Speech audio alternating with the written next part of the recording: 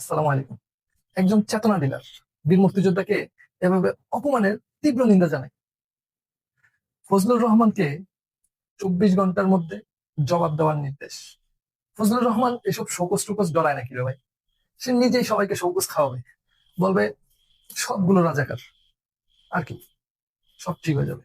July August গণ অভ্যুত্থান নিয়ে ক্রমাগত কুরুচিপূর্ণ ও বিভ্রান্তিকর মন্তব্য করায় বিএনপি চেয়ারপারসনের উপদেষ্টা অ্যাডভোকেট ফজলুর রহমানকে কারণ দর্শানোর নোটিশ দেওয়া হয়েছে আজ রোববার 24 আগস্ট। বিএনপির কেন্দ্রীয় দপ্তর থেকে তাকে কারণ দর্শানোর নোটিশ পাঠানো হয়েছে। তার বিরুদ্ধে কেন সাংগঠনিক ব্যবস্থা নেওয়া হবে না তা জানাতে তাকে 24 ঘন্টা সময় দেওয়া হয়েছে। বিএনপির দায়িত্বশীল একটি সূত্রে ফজলুর রহমানের বিরুদ্ধে এই সাংগঠনিক ব্যবস্থা নেওয়ার তথ্য জানা গেছে। বিএনপির কেন্দ্রীয় দপ্তর সূত্র জানায়, কারণ দর্শানোর নোটিশে বলা হয়েছে যে জুলাই আগস্ট ঐতিহাসিক গণঅভ্যুত্থান নিয়ে ক্রমাগত কুরুচিপূর্ণ ও বিভ্রান্তিকর বক্তব্য দিয়ে আসছেন এবং আত্মদানকারী শহীদদের নিয়ে যে বক্তব্য দিয়েছেন তা সম্পূর্ণরূপে দলীয় আদর্শ ও গণ অভ্যুত্থানের চেতনার পরিপন্থী।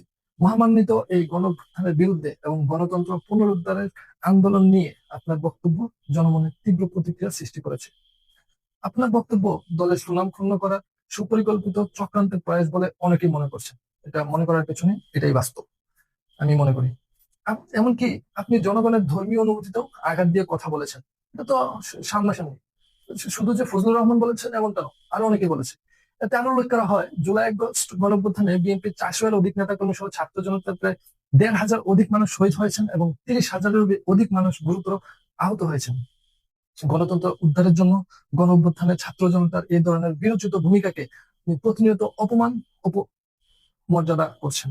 সুতরাং এই ধরনের উদ্ভট ও শৃঙ্খলা পরিপন্থী বক্তব্যের কারণে কেন আপনাকে বিরুদ্ধে সাংগঠনিক ব্যবস্থা গ্রহণ করা হবে না তার যথাযথ কারণ দর্শিয়ে আগামী 24 ঘন্টার মধ্যে একটি লিখিত জবাব দলের নয়াপল্টন সহ কেন্দ্রীয় কার্যালয়ে জমা দেওয়ার জন্য আপনাকে নির্দেশ প্রমাণ প্রদান করা হলো।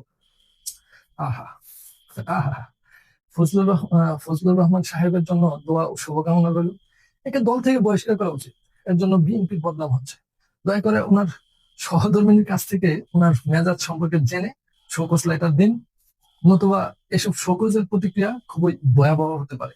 ফজলু দাদার জন্য মায়া লাগে, এই বয়সে উনি কোথায় আশ্রয় নিবে? দর্শক, আপনার মতামত প্রকাশের জন্য অনুরোধ এবং চ্যানেলে নতুন হলে চ্যানেলটি সাবস্ক্রাইব করে পাশে থাকবেন। ধন্যবাদ। আসসালামু আলাইকুম।